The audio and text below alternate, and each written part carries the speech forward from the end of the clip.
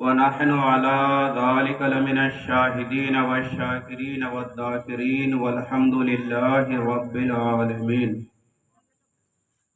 قال الله تبارك وتعالى في شان عظمة حبيبه الكريم: إن الله وملائكته يصلون على النبي يا أيها الذين آمنوا صلوا عليه وسلموا تسليما. اللهم صل على سيدنا شفيعنا حبيبنا وكريمنا نبينا ومولانا محمد بارك وسلم. صلوا عليه صلاة وسلاما عليك يا سيدي یا حبیبی یا رسول اللہ صلی اللہ تعالی علیہ وسلم. ہم تمامی حضرات اپنے زندہ نبی کی یاد میں زندہ دلی کے ساتھ حاضر ہیں، ہے نا؟ تو زندہ دلی کا ثبوت دیتے رہیے گا. وقتاً فوقتاً کوئی بات پسند آئے تو سبحان اللہ کی صدائیں بلند کیجیے گا،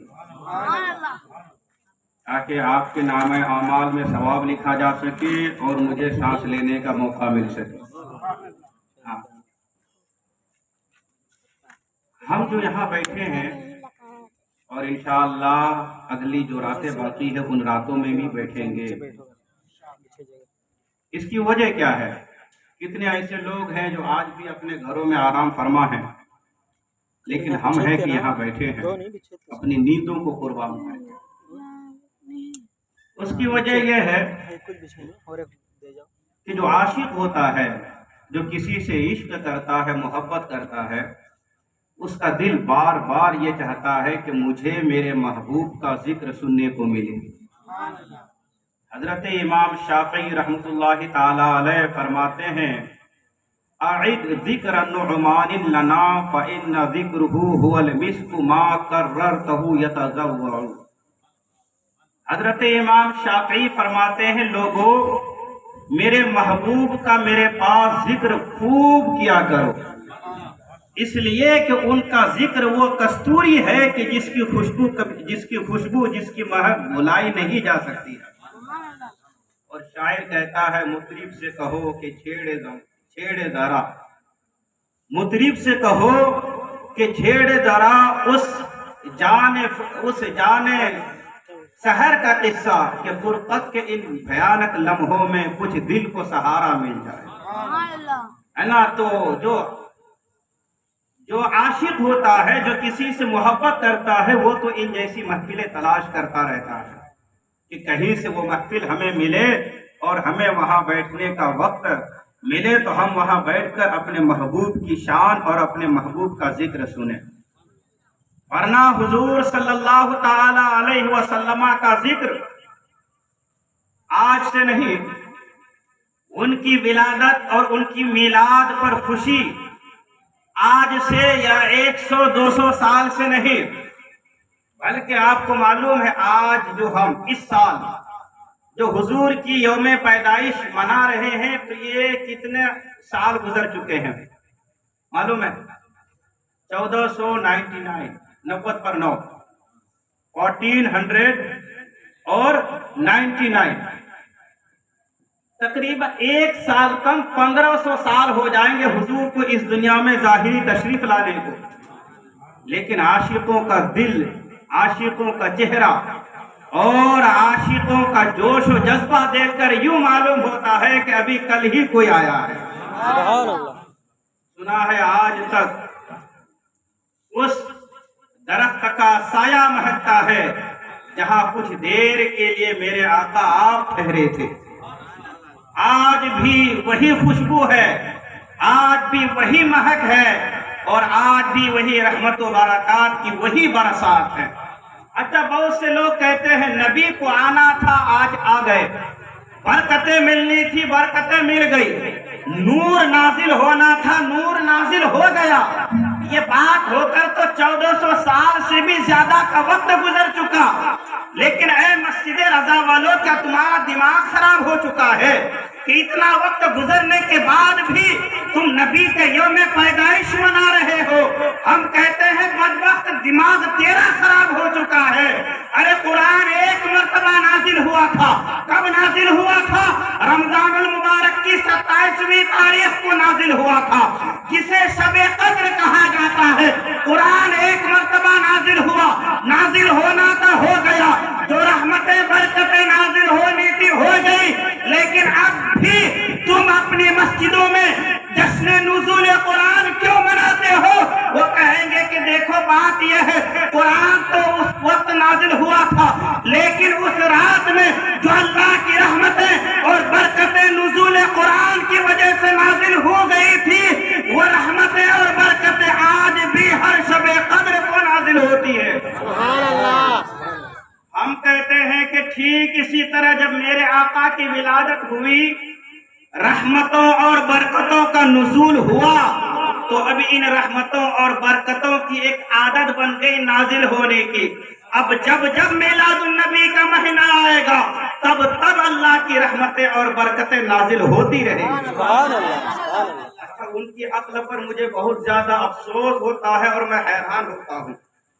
قرآن نازل ہونے کی خوشی میں پروگرام کرتے ہیں وہ، آج ان کی مسجدوں میں، ان کے مسجدوں کے باہر دیکھیے تو ایک دم سناٹا ہے، کچھ بھی نہیں ہے، لیکن 27ویں کو دیکھیے شب قدر کو وہ لوگ بھی جشن نزول قرآن مناتے ہیں۔ بھائی قرآن ملا ہے حضور کے ولادت کے 40 سال کے بعد۔ یہ قرآن کی خوشی، جشن نزول قرآن، یہ والی جو رحمت ملی ہے، یہ حضور کی رحمت کے 40 سال کے بعد۔ تو اصل تو حضور ہے نا، حضور کے صدقے میں قرآن ملا ہے، تو اصل کو بھول گئے، اور جن کے صدقے میں جو ملا ہے اس کو یاد رکھ رہے ہو۔ یہ تو ویسے ہی ہو گیا جیسے آپ کو کسی نے لاکھوں کا، کروڑوں کا تحفہ دیا، گفٹ پیش کیا، تو اب آپ یہ بتائیے کیا اس گفٹ کو صرف آپ دیکھتے رہیں گے یا گفٹ دینے والے کو بھی یاد کریں گے؟ گفٹ دینے والے کو یاد کریں گے نا، بھائی اس کو میرے سے محبت تھی کہ اتنا قیمتی گفٹ مجھے دیا ہے۔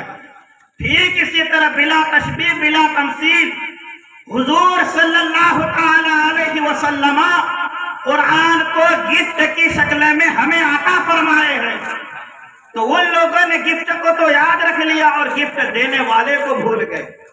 اس نصیب ہم اور آپ کہ جس نے گفٹ کو بھی یاد رکھا اور گفٹ دینے والے اس نبی کو بھی یاد رکھا۔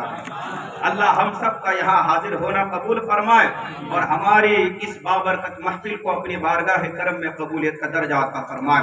ایک مرتبہ اور درود شریف پڑھ لیں، اللہم صلی علی سیدنا شفیعنا حبیبنا و کریمنا نبینا مولانا محمد بارک وسلم، صلو علیہ صلاۃ و سلام علیک یا رسول اللہ صلی اللہ تعالی علیہ وسلم۔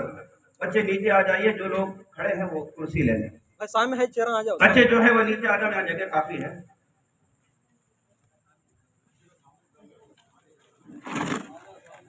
جو لوگ کھڑے ہیں وہ بیٹھ جائیں، کرسی لے لیں۔ نعرہ تکبیر، اللہ اکبر، نعرہ رسالت، یا رسول اللہ، کے اعلیٰ حضرت، زندہ آباد، نعرہ میلاد النبی، زندہ آباد، نعرہ رسالت، یا رسول اللہ، زندہ آباد۔ اچھا بیٹھ جائیے آپ حضرات، اور میری گفتگو کو بہت ہی توجہ کے ساتھ سنیں۔ نعرہ تکبیر، اللہ اکبر، نعرہ رسالت، یا رسول اللہ، کے اعلیٰ حضرت، زندہ آباد، سرکار کی آمد، مرحبا، سرکار کی آمد، مرحبا، عید میلاد النبی، زندہ آباد۔ میں نے 2 آیتیں کریمہ آپ کے سامنے تلاوت کی ہے، انشاءاللہ انہی 2 آیتیں کریمہ پر اپنی گفتگو کو میں ختم کروں۔ انہی 2 آیتیں کریمہ کے تعلق سے کچھ باتیں آپ کے سامنے رکھنے کی کوشش کروں گا۔ اور جو میرے امام نے کہا نا کہ میں نے نعت خوانی قرآن سے سیکھی ہے، یہ ہم کو بھی معلوم ہو جائے کہ امام نے کیسے قرآن سے نعت خوانی سیکھی ہے، قرآن کس طرح میرے نبی کی نعت بیان کر رہا ہے۔ پہلی آیت جو میں نے تلاوت کی، اللہ فرماتا ہے وَاذْكُرُوا آلَاءَ اللَّهِ لَعَلَّكُمْ تُفْلِحُونَ۔ اے لوگوں یاد کرو اللہ کی نعمتوں کو، اے لوگوں یاد کرو اللہ کی عطا کو جو تم پر کی گئی ہے نعمت، اس نعمت کو۔ مولا فائدہ کیا ہوگا؟ اللہ فرماتا ہے لعلکم تفلحون، اس نعمت کو یاد کرتے رہو گے تو تم کامیاب ہو جاؤ۔ نعمت کو یاد کرنے کا اللہ تبارک و تعالیٰ نے حکم دیا۔ اب ہم دیکھتے ہیں کہ ہر چیز ہی اللہ کی نعمت ہے۔ میں اگر الگ الگ ذکر کرنا چاہوں تو آگ پانی ہوا مٹی درخت شجر حجر پتھر کنکر زمین آسمان چاند سورج دن رات جانور چوپائے ہر چیز ہی اللہ کی نعمت ہے. اتنی نعمتیں ہیں اللہ فرماتا ہے وَإِن تَعُدُّوا نِعْمَتَ اللَّهِ لَا تُحْصُوهَا. اے لوگو اگر تم میری نعمت کو کاؤنٹ کرنا چاہو تو نہیں کر سکتے. میری نعمت انکاؤنٹیبل ہے. اے بار الہ تیری نعمت کو ہم کاؤنٹ نہیں کر سکتے گن نہیں سکتے. اب یاد کرنے کے لیے ضروری ہے کہ اس نعمت کو گنا جائے لیکن یہاں تو ہم اور آپ مشکل میں پھنس گئے. ایک طرف نعمتیں اتنی ہے کہ ہم گن نہیں سکتے دوسری طرف اللہ حکم یہ ارشاد فرما رہا ہے کہ میری ان نعمتوں کو یاد رکھنا ہے میری ان نعمتوں کا ذکر کرنا ہے. اب آئیے علماء کی بارگاہ میں پہنچتے ہیں. او اے علماء دین آپ تو ہماری رہبری اور رہنمائی کرنے کے لیے آئے ہیں. آپ لوگ ہر مشکل مسئلے کا حل فرمانے والے ہیں. اب یہاں اس آیت کریمہ کے تحت میں یہ بتائیے کہ اللہ فرماتا ہے میری نعمت کو یاد کرو دوسری طرف اللہ فرماتا ہے میری نعمت کو گننا چاہو تو گن نہیں سکتے. اچھا یہ اللہ کس سے فرما رہا ہے؟ یہ مجھ سے اور آپ سے فرما رہا ہے کہ میری اتنی نعمتیں ہیں اے لوگوں تم پر کہ اگر گننا چاہو تو گن نہیں سکتے ہو. انکاؤنٹیبل ہے. مولا جب نعمتیں انکاؤنٹیبل ہے تو اس کو مینشن کیسے کیا جا سکتا ہے؟ علماء کی بارگاہ میں جب ہم نے دستک دی علماء فرماتے ہیں کہ ہم دیکھیں گے یہاں سے ہم باہر نکلنے کی کوشش کریں گے ہم غور کریں گے کہ سب سے بڑی نعمت رب کی کون سی ہو سکتی ہے. علماء فرماتے ہیں ہم نے غور و فکر کیا تو ہمیں سمجھ میں آیا کہ ہمارا جو باڈی ہے ہمارا جو جسم ہے یہی اللہ کی بہت بڑی نعمت ہے. سبحان اللہ. ہم نے کہا علماء اے دین کے فقیہان اے دین کے فقہا آپ نے یہ کیسے کہا کہ انسانی جسم یہ اللہ کی سب سے بڑی نعمت ہے؟ علماء جواب دیتے ہیں اس لیے کہ اگر کھانا بھی ہے پانی بھی ہے آگ بھی ہے ہوا بھی ہے مٹی بھی ہے یہ تمام چیزیں ہیں لیکن جسم میں جان نہیں ہے تو بتاؤ ان نعمتوں سے فائدہ حاصل کر سکتے ہو؟ نہیں کر سکتے. دوسری نعمتوں سے فائدہ ہم تب اٹھائیں گے جب ہمارے جسم میں جان یعنی کہ روح باقی ہے. تو علماء فرماتے ہیں کہ سب سے بڑی نعمت جو ہے یہ باڈی ہے. باڈی ہے تو ہم کو کھانے کی ضرورت کھانے والی نعمت ملتی ہے پانی کی ضرورت پانی والی نعمت ملتی ہے. دوسری نعمتوں سے فائدہ ہم تب حاصل کریں گے جب یہ والی نعمت رہے. تو علماء فرماتے ہیں یہ باڈی جو ہے یہ سب سے بڑی نعمت ہے. اب ہم دیکھتے ہیں کہ یہ والی نعمت کس کے صدقے میں یہ نعمت کا سبب کیا ہے؟ یہ ہمارا باڈی ہمارا جسم یہ کس کے صدقے میں ملا یہ کس کے ذریعے سے ملا؟ تو 4 طریقے ہیں کسی چیز کو وجود میں آنے کے لیے کسی چیز کے بننے کے لیے 4 چیزیں ہیں. ان 4 میں سے 2 چیزیں میں آپ کے سامنے رکھ رہا ہوں کیونکہ یہی 2 چیزیں میری ٹاپک سے ریلیٹڈ ہیں. ایک چیز ہے فاعل اور ایک چیز ہے مبدا.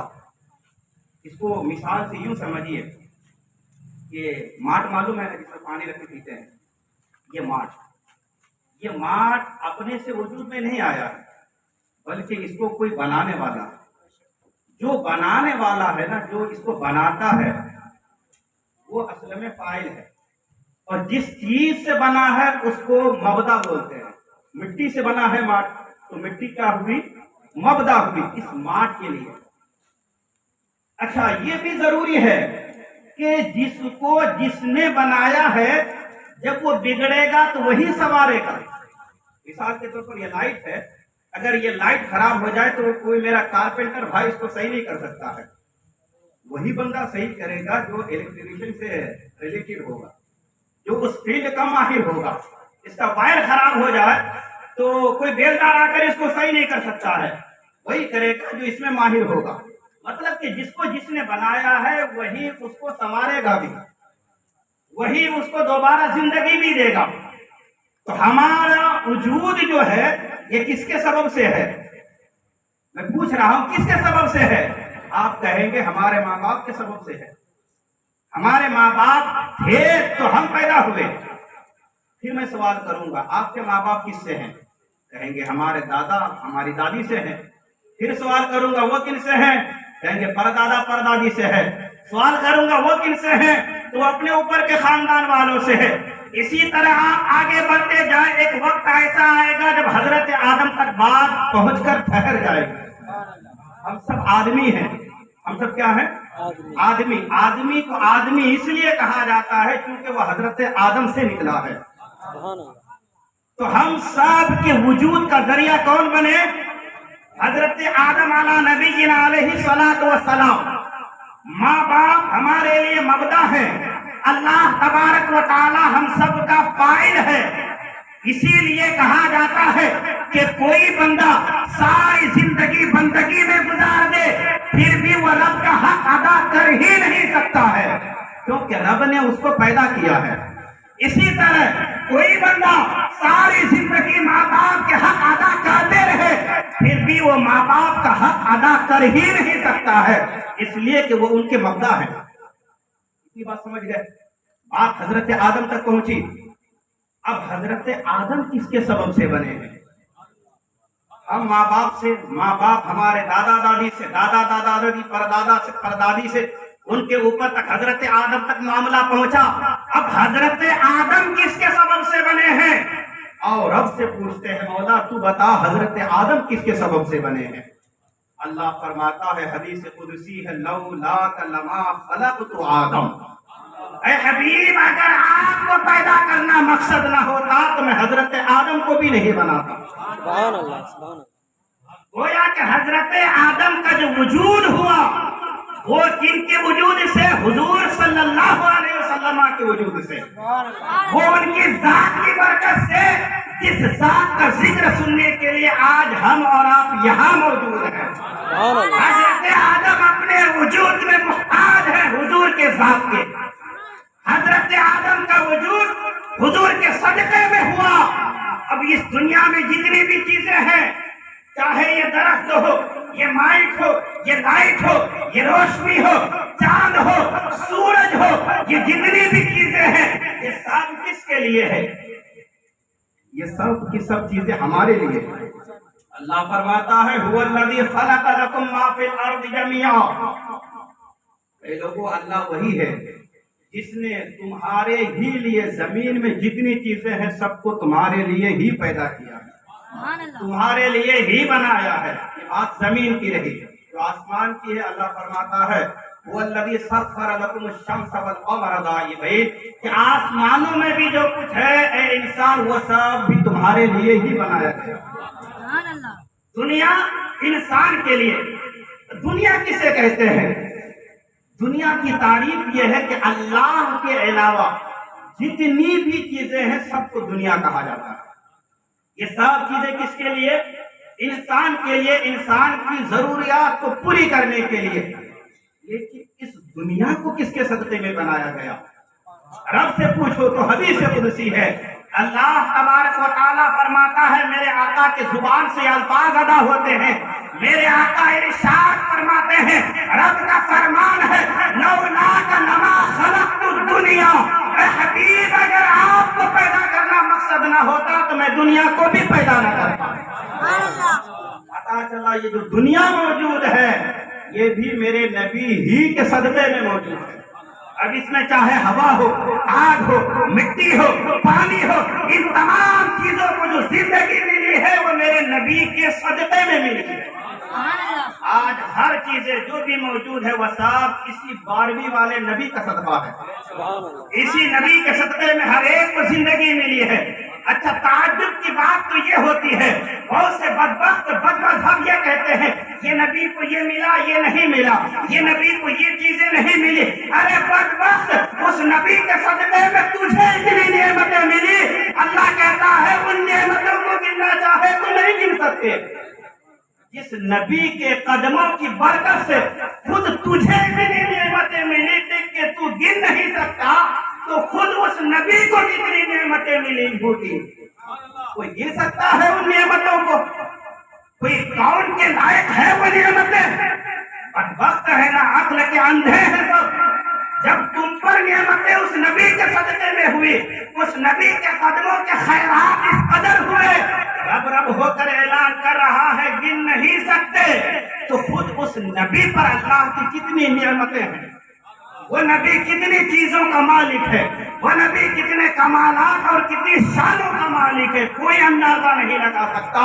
شیخ سعدی فرماتے ہیں بلغ العلا بکمالہ، کشف الدجا بکمالہ، حسن جمیع خصالہ، صلو علیہ وآلہ۔ اللہ اکبر، یا رسول اللہ، زندہ باد، مرحبا، زندہ باد، زندہ باد۔ آپ حضرات گرم ہو رہے ہیں یا ٹھنڈا ہو رہے ہیں؟ ٹھیک ہے نا؟ درود شریف پڑھیں۔ اللہم صلی علی سیدنا شفیعنا حبیبنا و کریمنا نبینا مولانا محمد بارک وسلم صلی علیہ صلاۃ و سلام علیک یا سیدی یا حبیبی یا رسول اللہ صلی اللہ علیہ وسلم۔ میرے امام نے کہا ہے جان ہے عشق مصطفیٰ، روز حضور کرے تو یہ جان جو ہے عشق مصطفیٰ ہے، جہاں عشق ہو تو وہاں آگ بڑھتی ہے۔ اسی جذبے کے ساتھ سنیے۔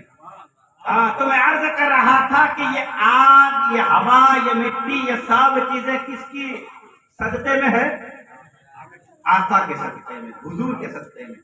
اچھا میں آپ سے ایک بات پوچھتا ہوں، آپ یہاں بیٹھے ہیں، آپ کا کوئی ساتھی مان لیجیے عمرہ کرنے کے لیے گیا، مدینہ طیبہ میں ہے وہ، اب آپ یہاں سے اس کو کال کریں گے تو بتائیے کال کر سکتے ہیں کہ نہیں کر سکتے؟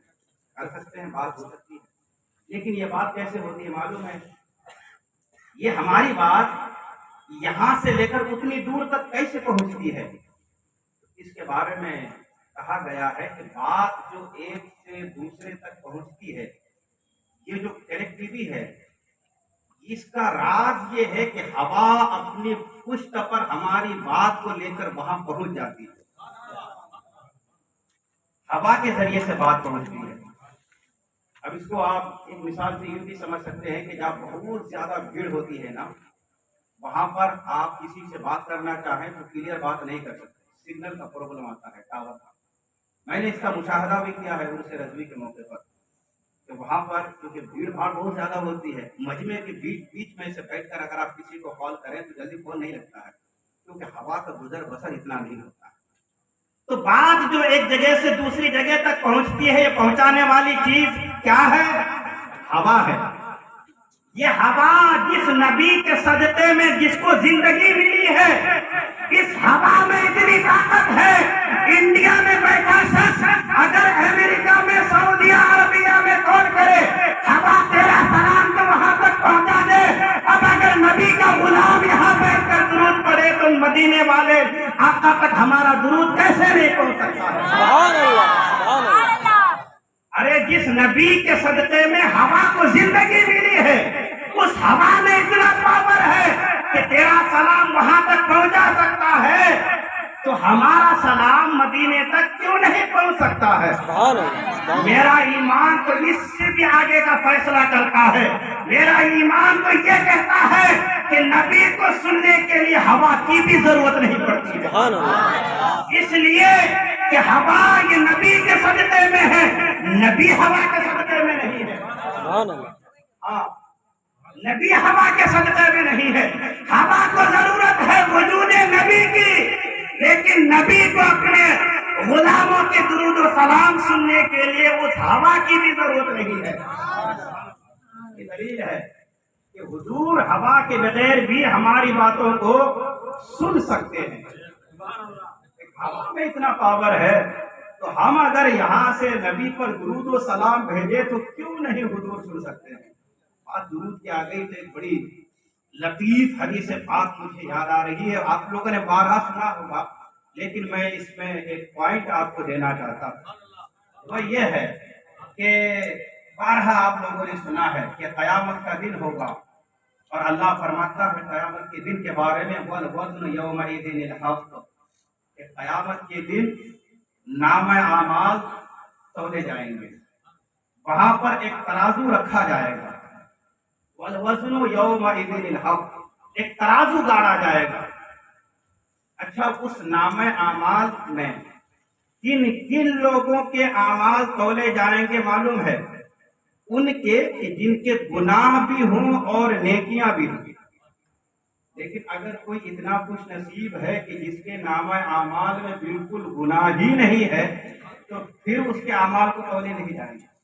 उसके दो पलड़े होते हैं ना। आज तो ये डिजिटल वाला तराजू आ गया है, थोड़ा समझाना भी मुश्किल हो गया है। पहले जमाने में जो तराजू होते थे उसके दो तरफ दो पलड़े लगे रहते थे, है ना। एक तरफ आप उस वजन को रखिए, केजी 2 केजी जो भी रखना है, दूसरी तरफ उस सामान को रखिए, फिर हाथ से उठाकर ये वजन कीजिए, है ना। कयामत के दिन वही वाला तराजू होगा, दो पलड़े होंगे उसमें, ये डिजिटल वाला नहीं। तो अब जाहिर सी बात है कि जिसके नामे आमाल में कोई गुनाह ही नहीं है, तो दूसरे पलड़े में क्या रखा जाएगा? लिहाजा इसको बगैर हिसाब किताब के जन्नत में जाने की इजाजत मिल जाएगी, सुभान अल्लाह, सुभान अल्लाह। है ना। और दूसरा वो होगा बदबख्त कि जिसके नामे आमाल में सिर्फ और सिर्फ गुनाह ही गुनाह है, कोई नेकी नहीं है।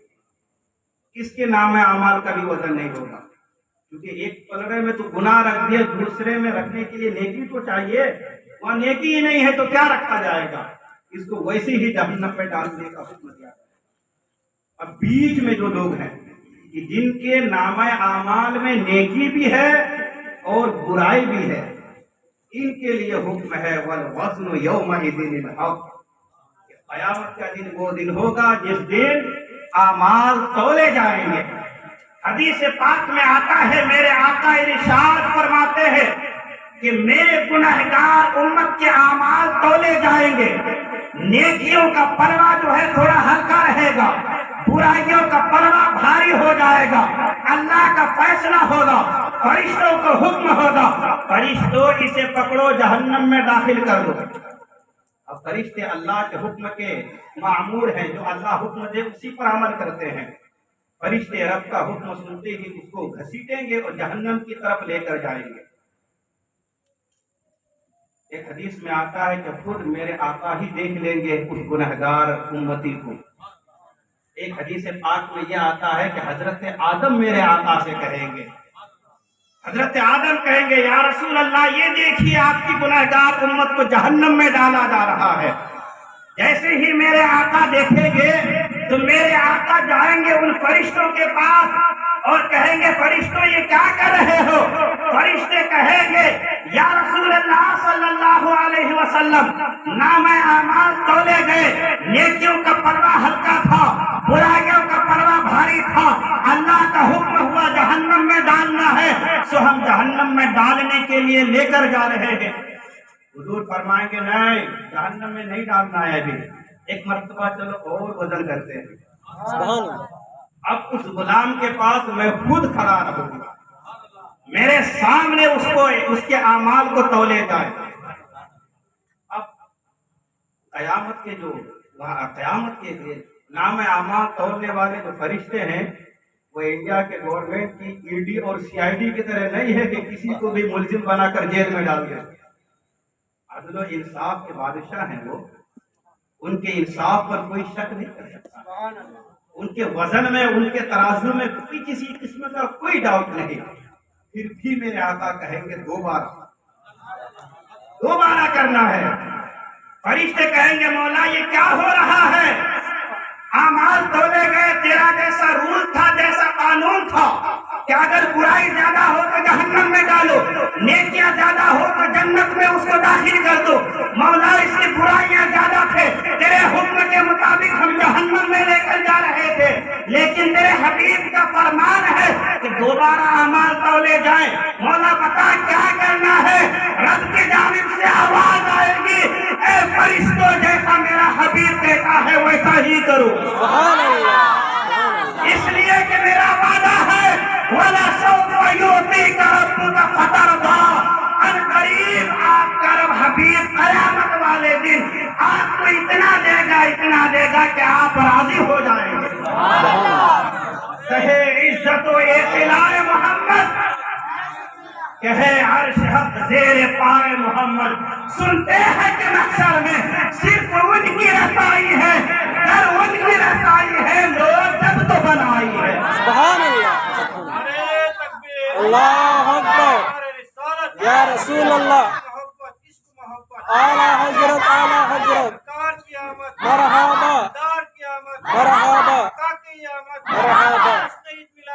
زندہ باد زندہ باد اب حضور صلی اللہ تعالی علیہ وسلم کی مرضی کے مطابق اعمال ایک مرتبہ تولے جا چکے، دوسری مرتبہ پھر وہی فرشتے تول رہے ہیں، تو اب کیا گڑبڑ ہونا تھا؟ نہیں، ایسا نہیں سپریم کورٹ میں معاملہ جائے تو پھر وہاں سے چھان بین ہو، کوئی آرڈر ہو، پھر وہ اس حکم کو بدل دیا جائے، ایسا نہیں قیامت والے دن۔ جو ایک مرتبہ ہو گیا تو وہی ہوگا بعد میں بھی، لیکن شفاعت کرے حشر میں جو رضا کی، سوا تیرے کس کو یہ قدرت ملی ہے نا؟ خدا نے دی وسعت محبوب کو اتنی کہ جرم کھلتے جائیں گے اور آقا چھپاتے جائیں گے، تو یہ حضور صلی اللہ علیہ وسلم کا کرم ہوگا۔ باقی انصاف اور عدل کا تقاضا جو ہے تو پہلے وہ ہوگا۔ ہاں، تو کیا ہوگا کہ حضور کے حکم کے مطابق دوبارہ پھر اس کے اعمال تولے جائیں گے۔ جب اعمال تولے جائیں گے تو پھر پہلے ہی کی طرح ہوگا، نیکیوں کا پلڑا ہلکا رہ جائے گا، برائیوں کا بھاری ہو جائے گا، لیکن اتنے میں میرے آقا اپنے گورے گورے چمکتے چمکتے دستے شفقت، دستے رحمت، دستے برکت، اس ہاتھ میں ایک پرچی لیے ہوئے ہوں گے اور اس پرچی کو نیکیوں والے پلڑے میں رکھ دیں گے۔ اس پرچی کا رکھنا ہوگا کہ پلڑا بھاری ہو جائے گا۔ اب وہی فرشتے کہیں گے مبارک ہو، یہ کیا ہو گیا کہ اب تک تو تمہارے لیے فیصلہ یہ تھا کہ تو جہنم میں جاتا، لیکن اب تو تمہارے مقدر ہی بدل گئی۔ اعمال دیکھ کر تو یوں لگتا ہے کہ اب تو جنت میں جائے گا۔ وہ بندہ جس کے نام اعمال میں نیکیاں بڑھ جائیں گی نا، وہ حضور سے پوچھے گا یا رسول اللہ میرے اعمال میں نمازیں، روزے، حج، زکات جتنے جو کچھ بھی تھے سب کو وزن کر لیا گیا، اس کے باوجود پلڑا ہلکا تھا، لیکن کیا بات ہے ایک کاغذ کا ٹکڑا آپ نے رکھا کہ اتنا بھاری ہو گیا اور میں جہنمی سے جنتی بن گیا۔ یا رسول اللہ اس ٹکڑے میں کیا تھا؟ وہ کیا تھا جو آپ نے ڈالا ہے اس میں؟ تو میرے آقا صلی اللہ علیہ وسلم ارشاد فرمائیں گے اے میرے غلام، صلاتک التی کنت تصلی علیہ، اے میرے غلام اس کاغذ کے ٹکڑے میں وہ درود و سلام ہے جو تم مجھ پر بھیجا کرتا۔ میرے آقا فرمائیں گے میری امت، میرا غلام، میرا عاشق، تو بھول گیا درود پڑھ کر، لیکن تو جس پر درود پڑھ رہا تھا اس نے تو تجھے یاد رکھا ہوا تھا، تمہیں سنبھال کر رکھا تھا، تو میں نے تیرے پلڑے میں نیکی والے پلڑے میں ڈال دیا، جس کی وجہ سے تیرا نیکیوں والا پلڑا بھاری ہو گیا۔ اب سوال یہ پیدا ہوتا ہے کہ دو فرشتے ہیں ہمارے کندھوں میں، میں پوچھ رہا ہوں دو فرشتوں کا نام کیا ہے؟ کرامن کاتبین۔ نام اعمال میں جو نیکیاں رکھی گئی، کرامن کاتبین تو ہمیشہ ہمارے اعمال لکھ رہے تھے، جس طرح انہوں نے نماز کو لکھا، روزے کو لکھا، حج، زکات، صدقہ، خیرات، یہ میلاد کی محفل میں حاضر ہیں، کرامن کاتبین نے اس کو بھی لکھا، ہر چیز کو لکھا، تو کیا درود کو نہیں لکھا؟ اگر درود کو لکھا تو درود کو رکھا جا چکا ایک مرتبہ، پھر دوسری مرتبہ حضور نے کیا کہا؟ یہ پوائنٹ میں آج آپ کو سمجھانے لگا ہوں۔ میں سمجھ رہا ہوں پہلی مرتبہ یہ آپ کی معلومات میں اضافہ ہو رہا ہے، تو سنو، ہمارے مفسرین، ہمارے محدثین، ہمارے فقہاء، ہمارے صوفیاء یہ فرماتے ہیں کہ درود کو کرامن کاتبین نے نہیں لکھا۔ کیوں نہیں لکھا؟ درود لکھا نہیں گیا تو نام اعمال میں نہیں گیا۔ لکھا کیوں نہیں گیا؟ تو کہتے ہیں اس لیے کہ وہ کرامن کاتبین کے سننے میں نہیں آیا۔ جب سننے میں نہیں آیا تو لکھنے میں نہیں آیا، جب لکھنے میں نہیں آیا تو پلڑے میں رکھا بھی نہیں گیا۔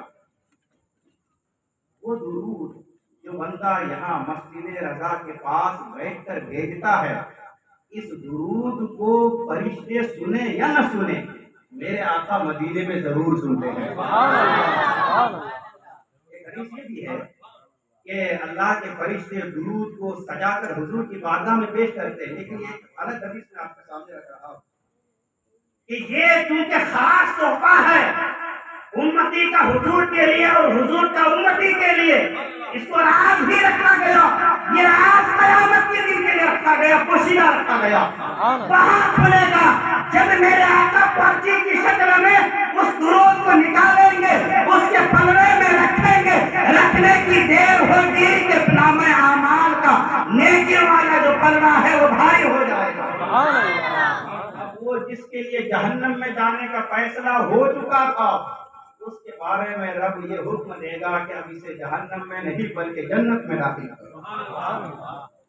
یہ ہے درود پاک کی برکت، یہ ہے درود پاک پڑھنے کی فضیلت۔ درود شریف پڑھیں اللہم صلی علی سیدنا شفیعنا حبیبنا و کریمنا نبینا مولانا محمد بارک وسلم صلو علیہ صلاۃ و سلام علیک یا سیدی یا حبیبی یا رسول اللہ صلی اللہ تعالی علیہ وسلم۔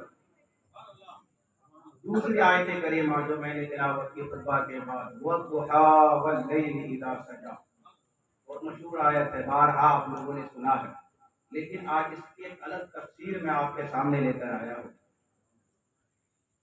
اس کے بارے میں ترجمہ تو یہی ہے کہ قسم ہے چاشت کی اور قسم ہے رات کی جب وہ چھا جاتی ہے۔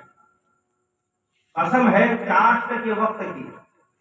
ضحیٰ کہتے ہیں کہ جب سورج نکلتا ہے، سورج نکلنے کا جو ٹائم رہتا ہے اور پھر تھوڑا سا وقت گزر جائے، سورج کی جو گرمی اب برسنے لگتی ہے اور کوئی بندہ اس سورج کو دیکھنا چاہے تو دیکھ نہ پائے، ایسے وقتوں کو ضحیٰ کہتے ہیں۔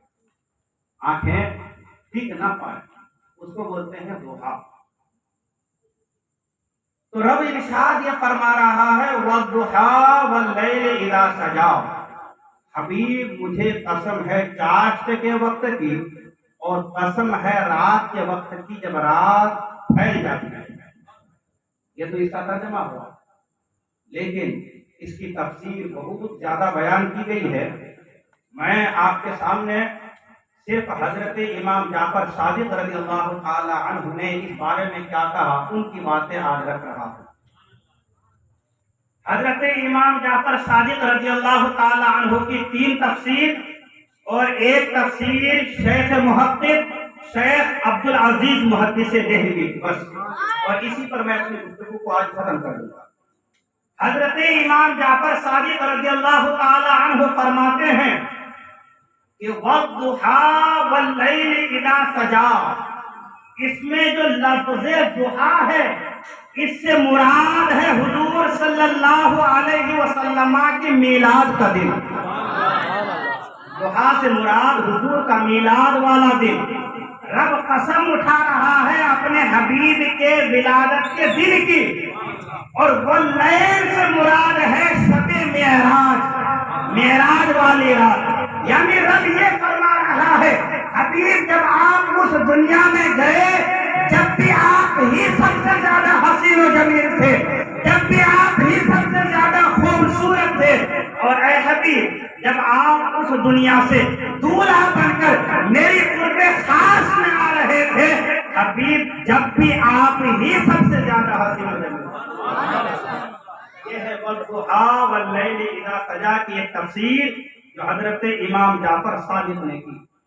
دوسرا معنی وَالضُّحَىٰ وَاللَّيْلِ إِذَا سَجَىٰ کا امام جعفر صادق یہ فرماتے ہیں کہ ضحیٰ سے مراد حضور کا نور علم ہے، علم مصطفیٰ صلی اللہ علیہ وسلم۔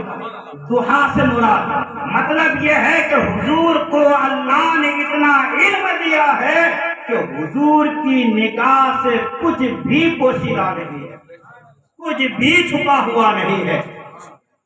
سر عرش پر ہے تیری گزر، دل فرش پر ہے تیری نظر، ملکوت ملک میں کوئی شے نہیں یا رسول اللہ جو تجھ پر آیا نہیں۔ میرے امام کہتے ہیں یا رسول اللہ آپ کا گزر عرش کے بھی اوپر ہے اور آپ کی نظر فرش والوں کے دلوں پر ہے۔ ملکوت ملک میں، اس دنیا میں یا فرشتوں کی دنیا میں، ملک فرشتے ان کی دنیا میں جتنی بھی چیزیں ہیں یا رسول اللہ کوئی بھی چیز آپ سے چھپی اور ڈھکی ہوئی نہیں ہے۔ حضرت عابسہ بن معبد رضی اللہ تعالیٰ عنہ صحابی رسول ہیں، حضور کی بارگاہ میں حاضر ہوتے ہیں، کیا دیکھتے ہیں کہ محفل سجی ہوئی ہے، میرے آقا کچھ بیان فرما رہے ہیں، آگے صحابہ کرام کا مجمع لگا ہوا ہے۔ سبحان اللہ۔ مجلس کا تقاضا یہ ہے، جزاک اللہ تعالی، مجلس کا تقاضا یہ ہے کہ جب کوئی آنے والا آئے جہاں جگہ ملے وہیں بیٹھ جائے، یہ مجلس کا ادب اور مجلس کا تقاضا یہ ہے۔ وہ تو صحابی تھے اور نبی کی بارگاہ میں آئے تھے، وہ کیسے آگے آ کر بیٹھ سکتے تھے؟ جہاں جگہ ملی وہیں بیٹھ گئے۔ اچھا، ایک مسئلہ یہ بھی ہے کہ جو صدر مجلس ہوتا ہے، جس کی صدارت میں جلسہ ہوتا ہے، وہ چاہے تو کسی خاص انسان کو پیچھے سے بھی اپنے اسٹیج پر یا آگے بلا سکتا ہے، دعوت دے سکتا ہے نا، اس کو یاد رکھیے گا۔ جو مجلس کا صدر ہوتا ہے، ہم جو پوسٹروں میں نام ڈالتے ہیں نا زیر صدارت، تو جو صدارت جو کرتا ہے اس کے اندر اتنا پاور آ جاتا ہے، شریعت اسے اختیار دیتی ہے کہ وہ اگر کسی کو چاہے تو پیچھے سے اٹھا کر آگے بٹھا سکتا ہے۔ اب مجلس ہو، حضور بیٹھے ہو، تو وہاں صدارت حضور کے علاوہ کون فرما رہے ہوں گے؟ حضور ہی صدارت فرما رہے تھے۔ حضرت عابسہ آ کر پیچھے بیٹھ گئے۔ میرے آقا صلی اللہ علیہ وسلم نے فرمایا اذن منی یا عابسہ، اے عابسہ ذرا قریب آ جاؤ۔ حضرت عابسہ اٹھے، ایک دو سب آگے بڑھے اور بیٹھ گئے۔ میرے آقا نے پھر فرمایا اذن منی یا عابسہ، اے عابسہ تھوڑا اور آگے آ جاؤ۔ حضرت عابسہ کہتے ہیں میں اور آگے آ گیا۔ میرے آقا فرمانے لگے اذن منی یا عابسہ، اے عابسہ اور آگے آ جاؤ۔ حضرت عابسہ کہتے ہیں میں اپنے مقدر پہ قربان جاؤں، آگے بڑھتا گیا، نبی سے قریب ہوتا گیا، اتنا قریب ہو گیا کہ میرے گھٹنے نبی کے گھٹنے سے ٹچ ہونے لگے، اتنا قریب ہو گیا حضور سے۔ اب حضور صلی اللہ تعالی علیہ وسلم نے مجھ سے پوچھا عابسہ تم سوال لے کر آئے ہو؟ میں نے کہا ہاں یا رسول اللہ صلی اللہ علیہ وسلم۔ لوگ کہتے ہیں دیوار کے پیچھے کا علم نہیں، دیکھو حضور دل میں چھپی ہوئی بات کو بھی جانتے ہیں۔ امام جعفر صادق کیا فرماتے ہیں؟ والضحیٰ کا ایک معنی حضور کا علم ہے۔ دیکھو اللہ نے حضور کو کیسا علم عطا فرمایا۔ میرے آقا پوچھتے ہیں عابسہ سوال لے کر آئے ہو؟ کہنے لگے ہاں یا رسول اللہ۔ حضور نے کہا عابسہ سوال تم بتاؤ گے یا میں ہی بتا دوں؟ کہنے لگے یا رسول اللہ آپ ہی بتا دیجئے۔ میرے آقا نے فرمایا عابسہ تم شر اور خیر کے بارے میں پوچھنے آئے ہو کہ بھلائی کیا ہے برائی کیا ہے؟ کہنے لگے ہاں یا رسول اللہ میں یہی پوچھنے آیا ہوں۔ میرے آقا نے کہا عابسہ جواب میں دوں یا تم خود ہی جواب بھی نکال لو گے؟ کہنے لگے یا رسول اللہ اگر جواب آتا مجھے تو آپ سے پوچھتا کیوں؟ اگر مجھے جواب آتا تو یا رسول اللہ میں آپ سے سوال ہی کیوں کرتا؟ اب دیکھو صحابی رسول حضرت عابسہ رضی اللہ تعالی عنہ کہتے ہیں فَضَرَبَ صَدْرِي، میرے آقا نے اپنے 3 انگلیوں سے میرے سینے پر مارا جہاں پر دل چھپا ہوا ہے۔ میرے آقا نے مار کر فرمایا فَقَالَ اسْتَفْتِ مِنْ قَبْلِكَ، اے عابسہ یہ سوال مجھ سے کیا کرتا ہے؟ اپنے دل سے ہی کر دے۔ تیرا دل بھی تیرے لیے بہت بڑا مفتی بنا بیٹھا ہوا ہے، اس دل ہی سے پوچھ لے، وہ دل ہی تجھے بتا دے گا شر کیا ہے اور خیر کیا ہے، بھلائی کیا ہے اور برائی کیا ہے۔ میرے امام فرماتے ہیں اور کوئی غیب کیا تم سے نہا ہو بھلا، جب نہ خدا ہی چھپا تم پہ کروڑوں درود۔ فرماتے ہیں والضحیٰ کا معنی ہے حضور کا نور علم، اور لیل واللیل اذا سجا۔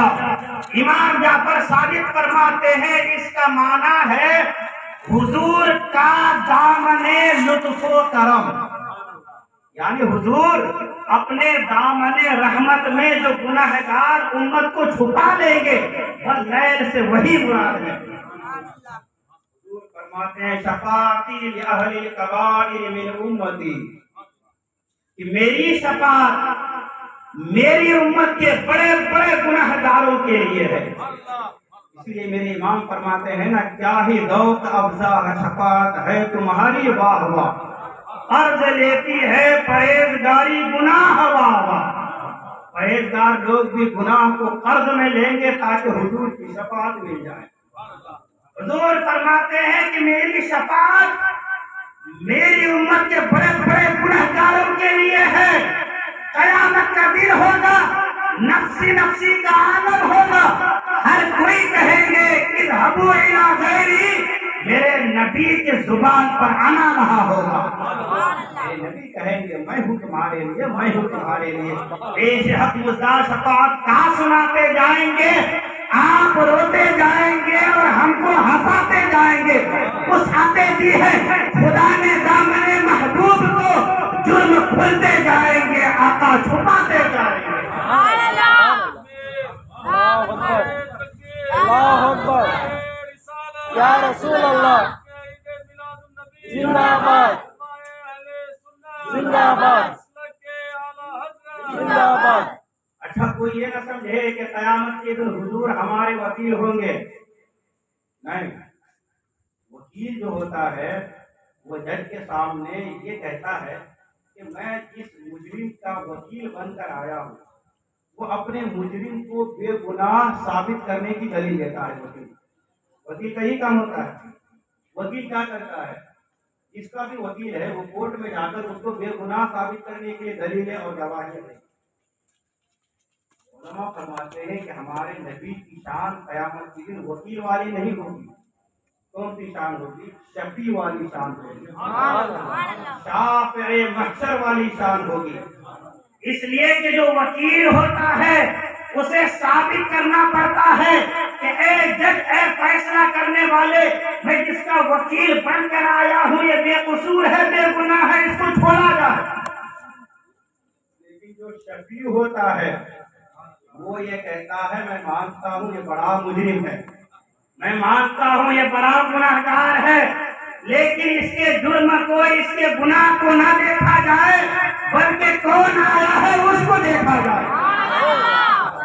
رب کی رحمت جب حضور کی جلوہ گری کو دیکھے گی تو حضور کے آنے کی برکت سے اور حضور کی شفاعت کی برکت سے اللہ بڑے بڑے گناہ گاروں کے گناہوں کو معاف فرما دے گا۔ شفاعت کرے حشر میں جو رضا کی، سوا تیرے کس کو یہ قدرت ملی ہے۔ واللیل کا ایک مطلب یہ ہے، امام جعفر صادق فرماتے ہیں کہ حضور کا دامن لطف و کرم اور دامن حق و درگزر۔ ایک تیسرا معنی امام جعفر صادق یہ فرماتے ہیں کہ والضحیٰ کا معنی ہے حضور کے ظاہری کمالات۔ ظاہری کمالات کیا؟ حضور نے اشارہ کیا چاند دو ٹکڑے ہو گیا، حضور نے اشارہ کیا ڈوبا ہوا سورج پلٹ کر آ گیا، یہ کیا ہے؟ ظاہری کمالات۔ قبیلہ بنو سلم کی مسجد ہے، ظہر کی نماز ہے، ظہر کی نماز، فرض نماز کتنی رکعت ہے؟ 4 رکعت ہے، 2 رکعت نماز ادا کی جا چکی ہے، حضور کے قلب اطہر میں بات آتی ہے کاش قبلہ بدل جائے۔ حالت نماز میں صرف خیال آتا ہے، ارادہ کیا حضور نے کاش قبلہ بدل جائے، طائر سدرہ حضرت جبرائیل کو رب نے حکم دیا اے جبرائیل اب سدرہ پہ بیٹھنے کا وقت نہیں ہے، جا میرے حبیب کی بارگاہ میں جا کر پیغام سنا دے، قد نرى تقلب وجهك في السماء ولنولينك قبلة ترضاها۔ اے حبیب اگر قلب اطہر میں بات آ گئی ہے قبلہ بدلنے کی، حبیب آپ رخ انور کو پھیر لیجیے، ہم قبلہ ابھی ہی بدل دیں گے۔ مولا نماز میں ہے، نماز تو پوری ہو جائے، 4 رکعت والی نماز ہے، 2 ہو چکی ہے، یہ 2 رکعت بھی تو پوری ہو جائے۔ رب کی جانب سے آواز آتی ہے میری نماز بعد میں ادا کی جائے گی، پہلے میرے حبیب کی مرضی پوری کی جائے گی۔ خدا کی رضا چاہتے ہیں دو عالم، خدا چاہتا ہے رضائے محمد صلی اللہ علیہ وسلم۔ آج ہمیں اگر نماز کا ٹائم بھی چینج کرنا ہو نا تو ہمیں ایک دن پہلے اعلان کرنا ہوتا ہے، تاکہ نماز کا ٹائم اگر ہمیں کل سے بڑھانا ہے تو آج ہی مجھے اعلان کرنا تھا، کوئی بھی نماز کا ٹائم۔ لیکن یہاں دیکھو حضور کی شان، اے نماز کے وقت میں اللہ فرماتا ہے حبیب ہمیں قبلہ سے کیا غرض ہے، ہمیں قبلہ سے کیا مطلب ہے؟ حبیب فَلَنُوَلِّيَنَّكَ قِبْلَةً تَرْضَاهَا، حبیب آپ جدھر چہرہ پھیر لیں گے ہم اسی کو قبلہ بنا دیں گے، ادھر ہی قیامت تک کے لیے آنے والے لوگوں کے لیے اسی کو قبلہ بنا دیں گے۔ یہ ہے حضور کے ظاہری کمالات، اور حضور کے باطنی کمالات کیا ہیں؟ واللیل سے مراد ہے حضور کے وہ کمالات کہ جو کسی کے خیال اور گمان میں بھی نہ آ سکے۔ یہ کون فرما رہے ہیں؟ حضرت امام جعفر صادق۔ واللیل کا ایک معنی یہ ہے کہ حضور کی وہ خوبیاں جو کسی کے ذہن میں نہ آ سکے، وہ ہے واللیل کا معنی۔ ان بیوقوفوں کو، ان بد مذہبوں کو، ان گمراہوں کو کیا سمجھ میں آئے حضور کے کمال؟ حضور کو سمجھنے کے لیے اور حضور کا عشق اپنے سینے میں پیدا کرنے کے لیے ضروری ہے کہ حضور جو رب کی جانب سے کلام لے کر آئے ہیں نا، یعنی جو قرآن پاک، اس قرآن کو حضور کو نور مان کر پڑھیں گے جب عشق نبی سینے میں پیدا ہوگا۔ اس قرآن کو پڑھنے کے لیے صرف یہ روشنی کافی نہیں ہے، اس روشنی میں بہت سے پڑھنے والے یضل بہ کثیرا کے شکار ہو چکے ہیں، گمراہ ہو چکے ہیں۔ قرآن پڑھنے کے لیے احمد رضا جیسا دل بھی چاہیے، تب عشق رسالت اور عشق نبوت سمجھ، تب حضور کا عشق اور حضور کی محبت سینے میں جگہ پاتی ہے۔ تو میں عرض کر رہا تھا کہ واللیل سے مراد ہے حضور کے وہ کمالات جو کسی کے ذہن میں نہ آئے، جو خوبیاں کوئی سمجھ ہی نہیں پائے۔ ارے حضور کے سب سے خاص کون ہے یہ بتائیے، میں سوال کرنے لگا ہوں آپ سے، سب سے زیادہ حضور کے ساتھ کون رہے ہیں؟ حضرت ابوبکر، ماشاء اللہ، غار میں بھی، سفر میں بھی، حضر میں بھی، ہر جگہ حضرت ابوبکر حضور کے ساتھ رہے ہیں۔ اس ابوبکر سے میرے آقا فرماتے ہیں یا ابوبکر لم یعرفنی غیر ربی، اے ابوبکر میری حقیقت کو میرے رب کے سوا کوئی جان ہی نہیں سکتا ہے۔ وہ ابوبکر جو ہمیشہ حضور کے ساتھ رہے، وہ ابوبکر حضور کے کمالات کو نہیں جان سکے، تو ہم اور تم کون ہیں جو حضور کے کمالات کو سمجھ سکیں؟ اسی لیے میرے امام فرماتے ہیں خرد سے کہہ دو کہ سر جھکا لے، گمان سے گزرنے والے یہاں خود پڑے ہیں جہت کو لالے، کسے بتائے کدھر گئے تھے، سراغ عینو متا کہاں تھا، نشان کر کوئی راہ کہاں تھا، نہ کوئی راہی نہ کوئی ساتھی، نہ سنگ منزل نہ مرحلے تھے، کمال انکار کے جھوٹے نقطوں، تم اول اور آخر کے پھیل میں ہو، محیط کی چال سے تو پوچھو کدھر سے آئے کدھر گئے تھے، اور نماز اقصا میں تھا یہی سر، کیا یا فرمانے اول و آخر کہ دست بستہ ہے پیچھے حاضر، جو سلطنت آگے کر گئے تھے۔ امام فرماتے ہیں یہ جو عقل ہے نا، اس سے کہو کہ سب جھکا لے، بلغ العلا بکمالہ، کوئی حد ہے ان کے عروج کی، بلغ العلا بکمالہ، کشف الدجی بجمالہ، حسنت جمیع خصالہ۔ شیخ سعدی ان تین مصروں کو پڑھنے کے بعد آگے کا یاد نہیں آ رہا ہے، اے میرے آقا، اے میرے مولا، اے میرے نبی، میں نے آپ کو کہہ دیا بلغ العلا بکمالہ، کمالات میں جو سب سے اونچے منزل پر فائز ہو چکے ہیں، کشف الدجی بجمالہ، حسنت جمیع خصالہ۔ اے میرے آقا، آگے کا یاد نہیں آ رہا ہے، میرے آقا تشریف لاتے ہیں، فرماتے ہیں سعدی وہ تین شعر سناؤ جو تم نے وہ تین مصرے سناؤ جو تم نے میرے سامنے لکھے ہیں۔ شیخ سعدی کہتے ہیں یا رسول اللہ میرا ایمان ہے، میرا عقیدہ ہے، آپ اس حد تک گئے ہیں جہاں تک کوئی جا نہیں سکتا، آپ کو وہ منزل ملی ہے جہاں تک کسی کو وہ منزل مل نہیں سکتی، آپ کو وہ مقام ملا ہے جو کسی کو مقام مل نہیں سکتا۔ یا رسول اللہ میرا ایمان ہے، میرا عقیدہ ہے، بلغ العلا بکمالہ کشف الدجا بجمالہ حسنت جمیع خصالہ۔ اے میرے مولا آگے کیا کہوں، خود میرا نبی کہتا ہے سعدی کہو صلو علیہ وآلہ۔ سبحان اللہ، اللہ اکبر، یا رسول اللہ، مرحبا مرحبا مرحبا، زندہ باد زندہ باد۔ بہت بڑے بزرگ گزرے ہیں، حضرت ابو الحسن بخاری رحمۃ اللہ تعالی علیہ۔ ہمارے درس نظامی کے سلیبس میں ایک کتاب ہے جس کو شرح عقائد کہا جاتا ہے۔ اچھا، یہ شرح عقائد ہمارے مدرسوں میں بھی پڑھائی جاتی ہے، عالم کورس میں ہے، اور جو نبی کے کمالات کو نہیں مانتے ہیں نا ان کے مدرسوں میں بھی پڑھائی جاتی ہے شرح عقائد۔ اس کی ایک شرح ہے النبراس، اس کا نام ہے۔ النبراس میں لکھا کہ امام ابو الحسن بخاری رحمۃ اللہ تعالی علیہ ایک مرتبہ یہ پرواز کرنے لگے، اڑنے لگے، اور یہ بات ہر مرتبہ فکر کے لوگ مانتے ہیں کہ اگر کوئی روحانی طور پر اڑنا چاہے، جس کو اللہ نے وہ کمال دیا ہے، تو وہ اڑ سکتا ہے۔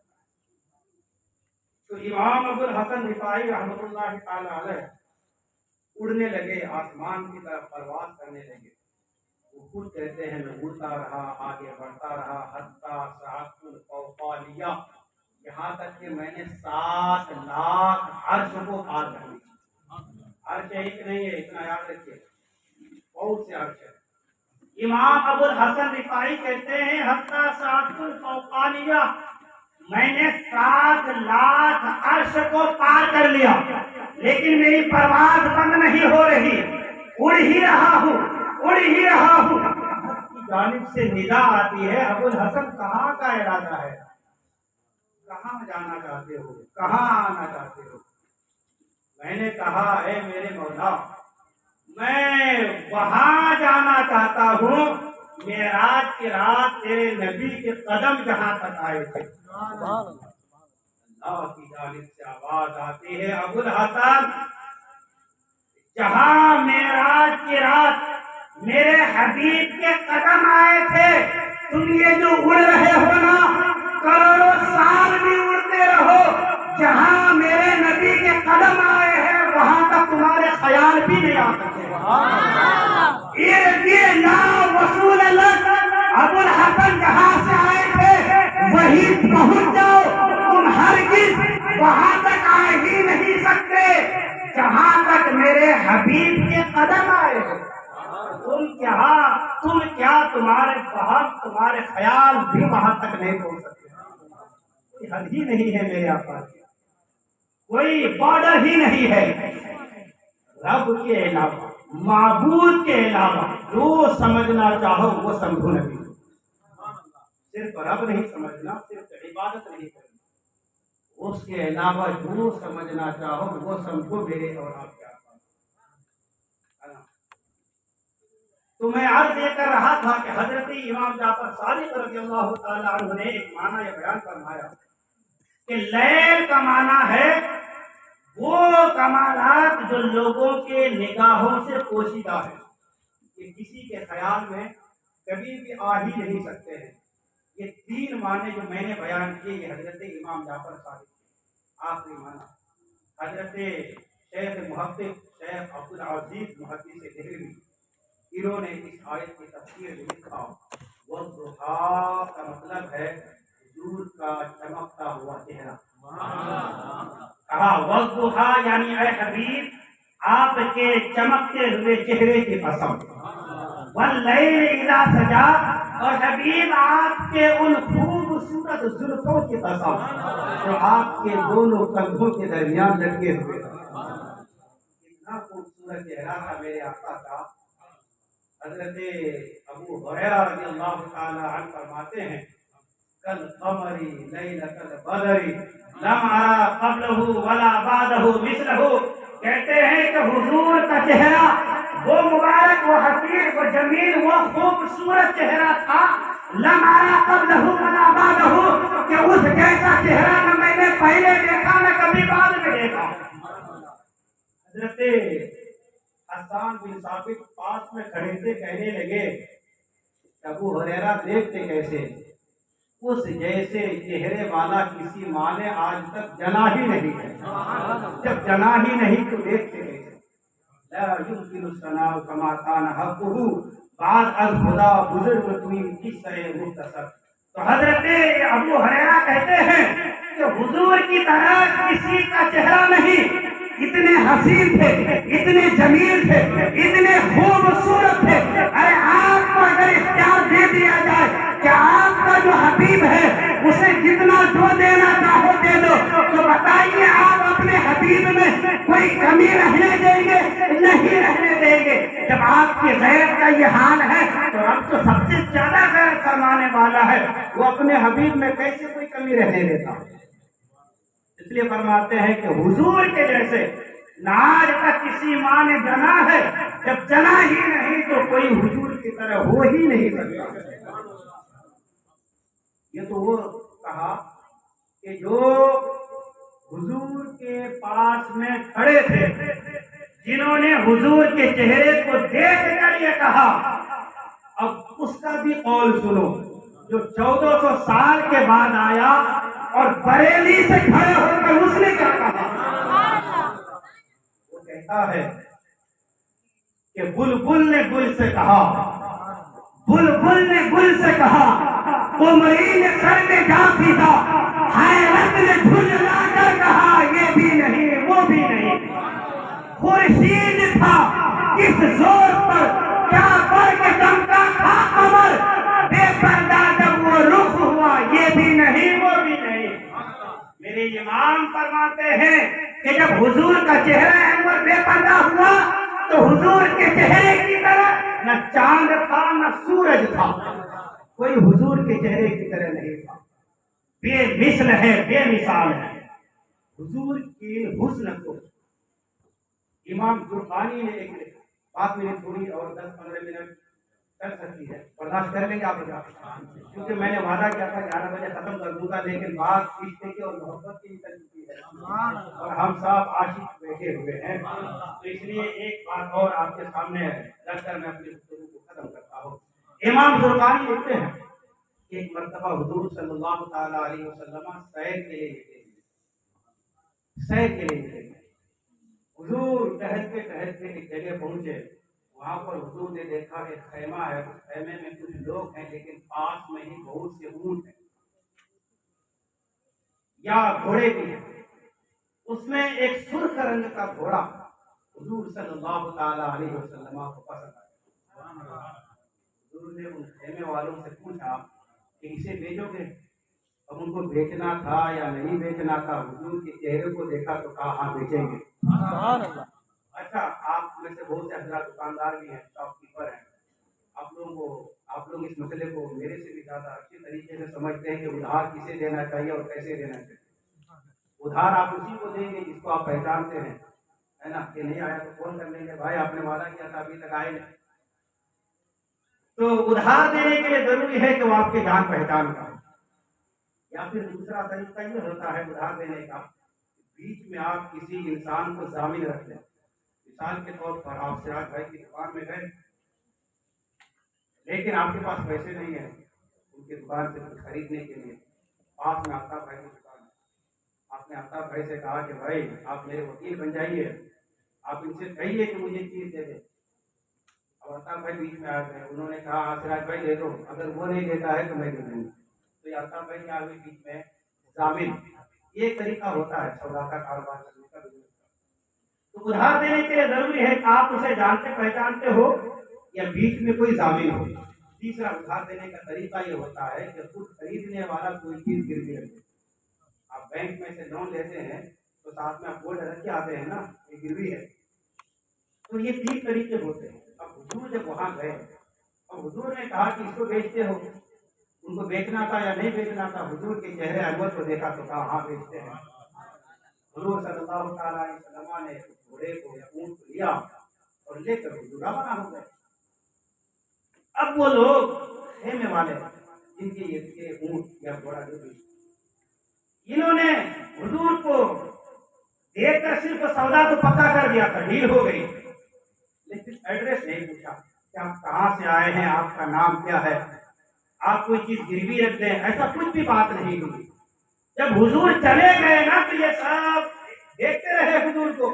جب حضور نگاہوں سے غائب ہو گئے، ایک دوسرے کا منہ دیکھنے لگے، کہنے لگے یار کوئی آیا تھا، کوئی آیا تھا اور اسی طرح سے سودا کر کے چلا گیا، ہم میں سے کوئی اسے جانتا نہیں، پہچانتا نہیں۔ ایک نے کہا یار کیا بتاؤ، اس کا چہرہ اتنا خوبصورت تھا، اذا تکلم یخرج النور من بین سنایا ہو، کہ جب وہ حسین جمیل خوبصورت انسان باتیں کرتا تھا تو ایسا لگتا تھا کہ اس کے منہ مبارک سے نور نکل رہا ہے۔ میں تو اس نور ہی کو دیکھ رہ گیا۔ دوسرا کہنے لگا کہ وہ جب مسکراتا تھا سامنے جو پہاڑ ہے اس پہاڑ پر ان کے آنسو دکھائی دینے لگتے تھے۔ ہم تو ان کے چہرے کو، ان کے حسن کو دیکھنے میں مگن ہو گئے، ہم میں سے کسی نے پوچھا ہی نہیں۔ ایک دوسرے سے کہنے لگے دھوکا ہو گیا، ہمارے دھوکا ہو گیا، دھوکا دے کر ہم سے لے گئے۔ جب یہ بات بہت زیادہ بڑھنے لگی، چلانے لگے، شور شرابہ ہونے لگا، اچانک پردے کے پیچھے سے، جیسے ہماری مائیں بہنیں آپ پردے کے پیچھے سن رہی ہیں، آپ بتا کھلے میں ہیں، اسی طرح اس خیمے کا حال تھا کہ کچھ عورتیں پردے کے پیچھے تھی، ان میں سے ایک عورت نے پردے کا کونا تھوڑا سا کھسکایا اور کہا اے لوگوں، وہ جو سودا ہوا ہے اس سودے والے انسان کو جو تمہارے گھوڑے کو لے کر گیا ہے اسے ہرگز دھوکہ باز مت کہنا، اگر وہ قیمت ادا نہیں کرتا میں قیمت ادا کر دوں گی۔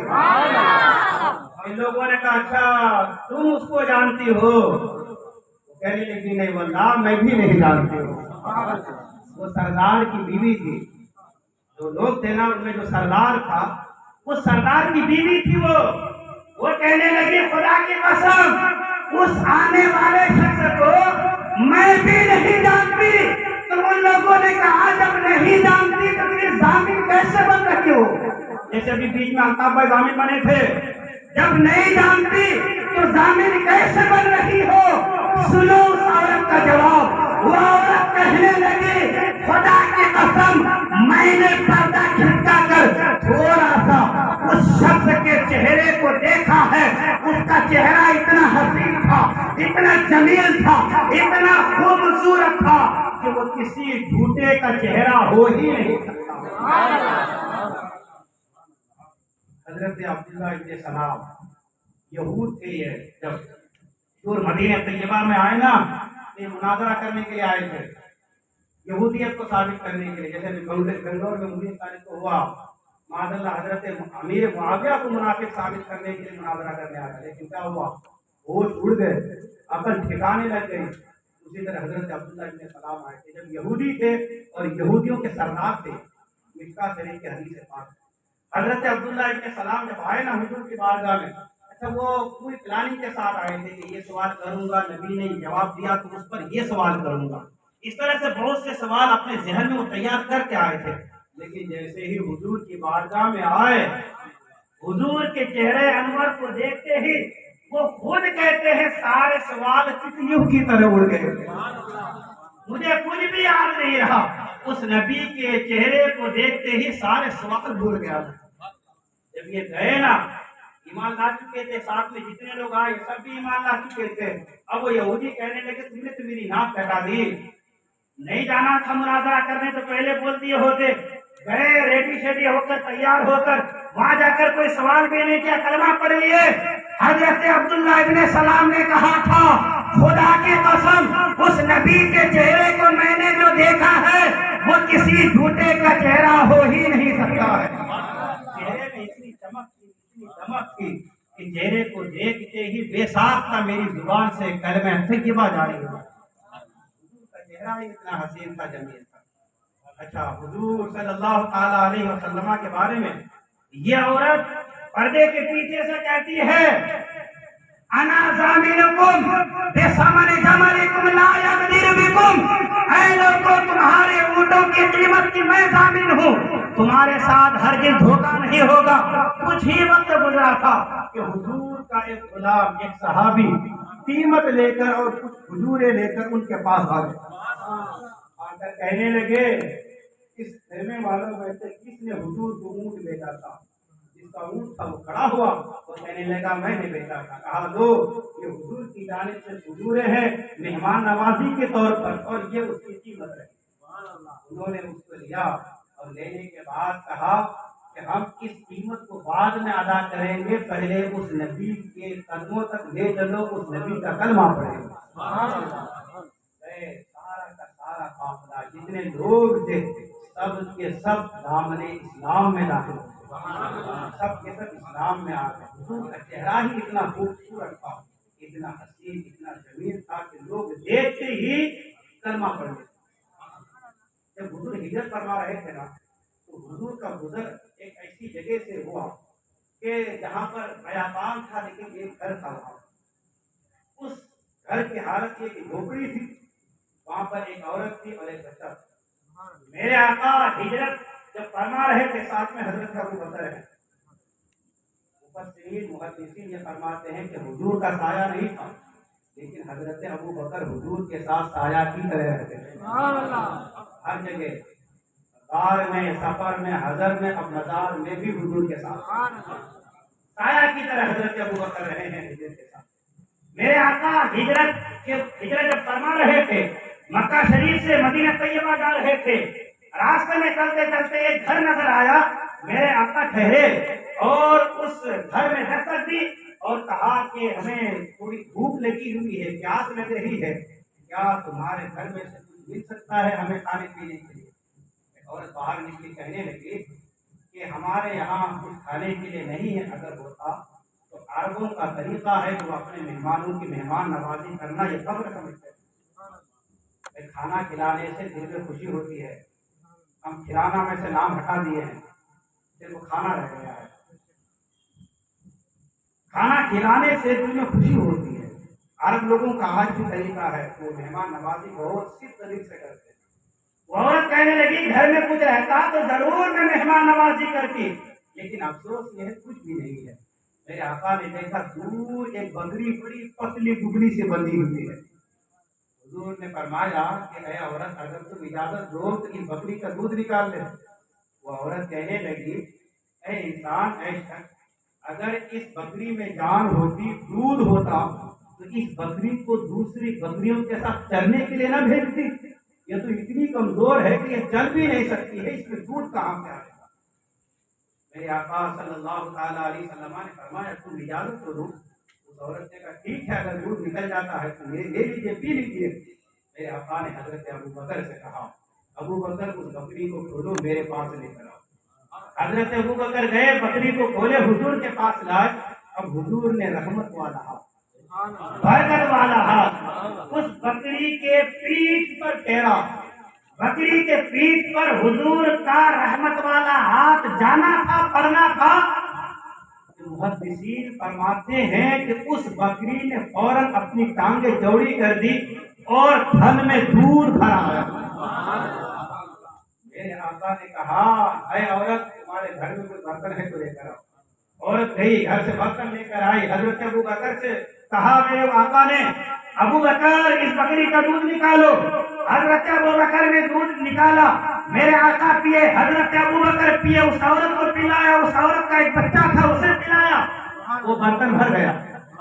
हुजूर ने फरमाया और कोई बर्तन है? औरत गई, घर में जितने प्लेटें, जितने कोट गए, जितना जो कुछ भी था सब लेकर आई, सब भर गए। अब मेरे आका सल्लल्लाहु अलैहि वसल्लम वहां से चल दिए, तशरीफ लेकर चले। उस घर का जो शौहर था, उस औरत का जो शौहर अबू माबद, ये बकरियां चराने गए थे। शाम के वक्त में ये जब वापस आए बकरियां लेकर, तो आने के बाद कहने लगे ये आदत के खिलाफ मैं आज अपने घर में कुछ अलग ही चीज देख रहा हूँ। وہ کہنے لگا کہ آج میرے گھر میں ایک الگ سی روشنی نظر آ رہی ہے۔ اے معبد، راز کیا ہے؟ یہ میرے گھر میں نور اور رحمت کی برسات کیسے نظر آ رہی ہے؟ وہ عورت کہنے لگی، ابو معبد، آج ہمارے گھر میں ایک مبارک آیا ہوا تھا۔ نام پوچھنا بھول گئی تھی، وہ اپنے سے حضور کا نام اس نے مبارک رکھ لیا۔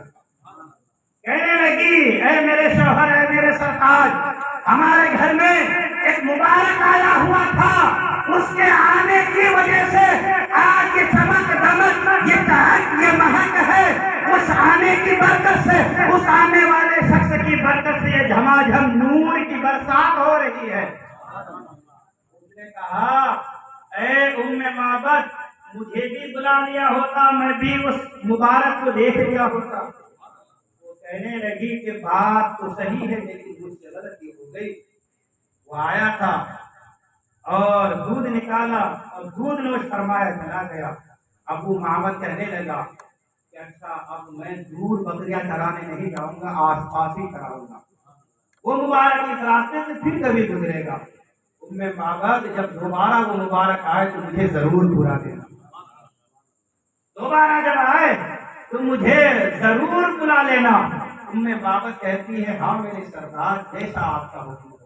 اب دیکھو، الفاظ یہ ہے کہ اس دن کے بعد جب بھی ابو معبد بکریاں چرا کر گھر واپس آتا، شام کے وقت میں بیوی کھانا لگاتی، ابو معبد کہتا، اے معبد، کھانا بعد میں کھاؤں گا، پہلے اس مبارک کی کہانی تو سناؤ، پہلے اس مبارک کے بارے میں تو بتاؤ۔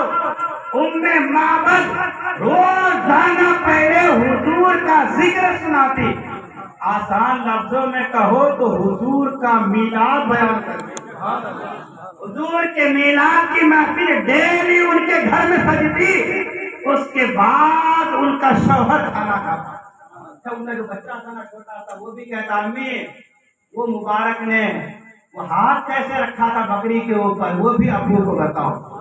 امی، وہ مبارک مسکرایا تھا کیسا، وہ بھی ابو کو بتاؤ۔ مبارک انہوں نے نام رکھ لیا تھا۔ ابو معبد کہنے لگا کہ کاش اس مبارک کو میں بھی دیکھ لیتا، میرے مقدر بھی جہاں ڈھونڈتے۔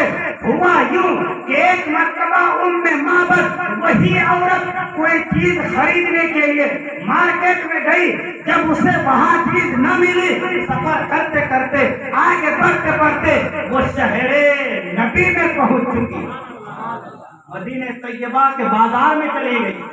جب وہاں گئی نا سامان لینے کے لیے، دور حضرت ابو بکر کھڑے تھے، وہ معبد کا بچہ۔ ایک زمانے تک ان کے ذہن میں وہ تصویر بسی تھی، ہم وہ والے تصویر کے قائل نہیں ہیں، ہم دل کی تصویر والے لوگ ہیں، تصور والے۔ آج جو دل میں کسی کی تصویر بٹھا لیتا ہے تو پھر اس کو مٹانا مشکل ہوتا ہے۔ جو کیمرے میں تصویر لیتا ہے نا، کیمرہ ختم تو تصویر بھی ختم۔ یہاں تک دل میں بیٹھاؤ اپنے عاشقوں کو، دل میں بیٹھاؤ اللہ کے ولیوں کو، اللہ کے نبیوں کو۔ وہ معبد کا بیٹا، اس کے ذہن و دماغ میں حضرت ابو بکر کی تصویر اور حضور کی تصویر موجود تھی۔ معبد کے بیٹے نے جیسے ہی حضرت ابو بکر کو مدینے کی بازار میں دیکھا ہے، فوراً کہا ہے، یا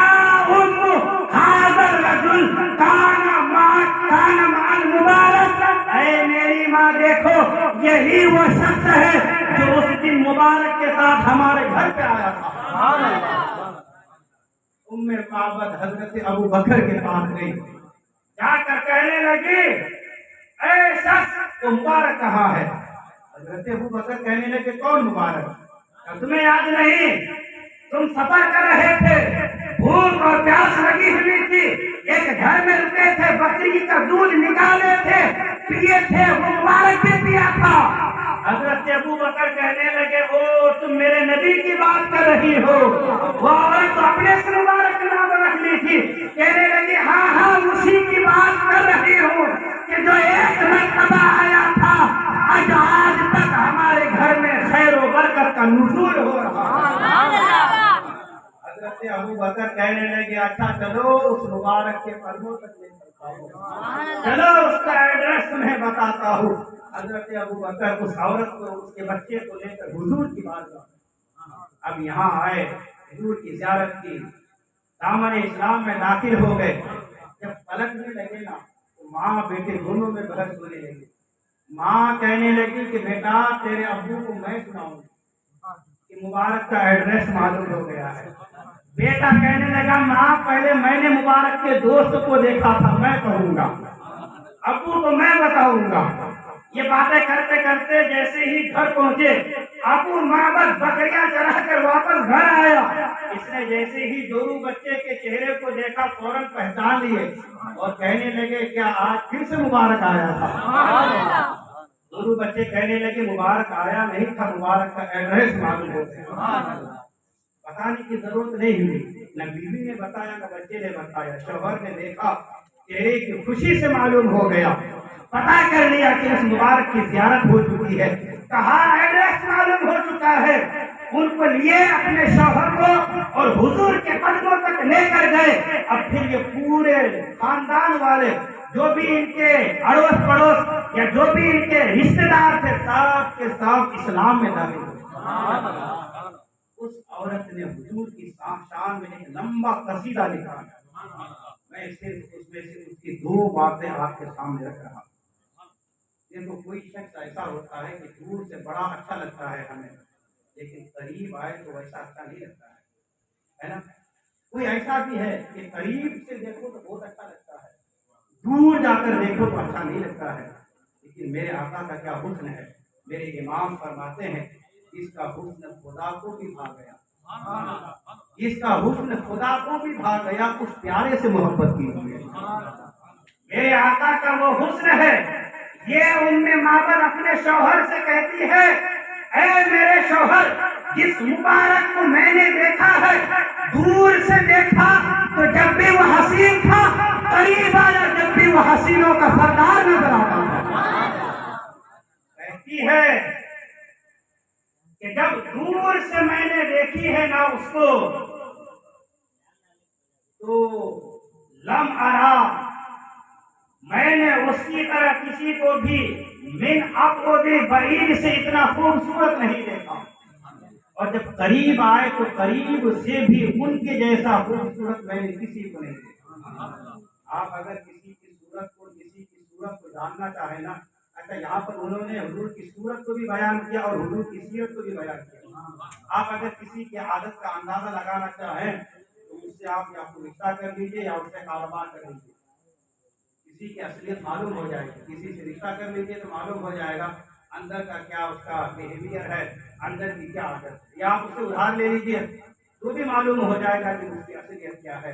यहाँ उम्मे माबद कहती है कि वो नबी पास में आया तो जितना हसीन, जितना जमील, जितना खूबसूरत था, जब दूर से मैंने देखा तो उस वक्त भी उतना ही हसीन, उतना ही जमील, उतना ही खूबसूरत था। कोई हुजूर की तरह हुस्न जमाल में, कोई हुजूर की तरह कमाल में, शान में हम अल्लाह हो ही नहीं सकता। सरवर कहूँ के मालिक को मौला कहूँ तुझे, काबे खलील का गुले सेबा कहूँ तुझे। मुकम्मल नात लिखने के बाद मेरे इमाम फरमाते हैं लेकिन रज़ा ने खत में सुखल इस पे कर दिया, खालिक का बंदा सन करता आका या रसूल अल्लाह क्या क्या कहूँ तुझे।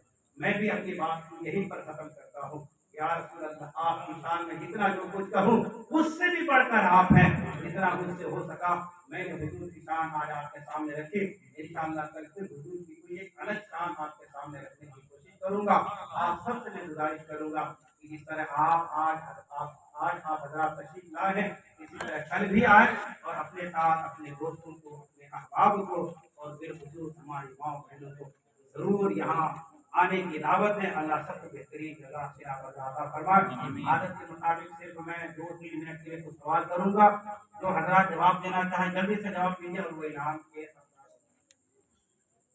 चलिए मेरा पहला सवाल यही है कि हुजूर सल्लल्लाहु ताला अलैहि वसल्लम का यौम पैदाइश अंग्रेजी तारीख के हिसाब से वो कौन सी तारीख है? अप्रैल 20 तारीख। تو یہی جواب دیجیے. یہ 2 دن پہلے بولے آپ کا 1 نمبر 5 ہی نمبر کا سوال ہے. ایک سوال 1 نمبر کا, لیکن جواب دینے کے لیے بہتر ہے کہ کھڑے ہو جائے تاکہ کوئی دوسرا بندہ سمجھ لے کہ ہاں تو جواب دینے کے لیے تیار ہو. چلیے 1 نمبر ہمارے موقع پر حاصل کر چکے ہیں. FA20 کو حضور صلی اللہ علیہ وسلم کی ولادت ہوئی انگریزی تاریخ کے حساب سے. اچھا یہ بتائیے کہ حضور صلی اللہ تعالی علیہ وسلم نبوت کا اعلان کس عمر میں فرمایا؟ 40 سال میں. دونوں بھائی ہیں, خالہ بھائی ہیں, برابری ہے. ہاں, علم میں آگے بڑھنے کی کوشش کرنی چاہیے. حضور فرماتے ہیں حسد نہیں ہے مگر علم میں دینی معلومات میں ایک دوسرے سے آگے بڑھنا چاہیے. ہاں اچھا, ایک سوال میں اپنے بیان سے ہٹ کر کرنا چاہتا ہوں اور میں جاننا چاہتا ہوں کہ آپ لوگ دینی معلومات کس قدر رکھ رہے ہیں. یہ بتائیے کہ انسان شریعت کے حساب سے کتنے کلومیٹر کا سفر کرے تو وہ مسافر ہو جاتا ہے؟ 90 کلومیٹر. 92.5 صرف 92. یہ سوال کسی کا بھی اس کا جواب نہیں. اچھا, جو مسافر ہوتا ہے 4 رکعت والی نماز 2 پڑھے گا, 2 رکعت والی بھی 2 ہی پڑھے گا, لیکن مغرب کی نماز جو 3 رکعت ہے وہ 3 پڑھے گا یا 2 پڑھے گا؟ 3 رکعت پڑے گا. میں یہ کسی کا جواب نہیں مانوں گا. میں نے کہا جواب دینے کے لیے کھڑے ہو جائے گا. 3 ہے. آپ کا بھی جواب نہیں مانوں گا, آپ بھی بیٹھے ہی جواب دے رہے ہیں. جی جی جی, ہاں صحیح صاحب کا جواب. ہاں 3 پڑھے گا وہ مسافر بھی.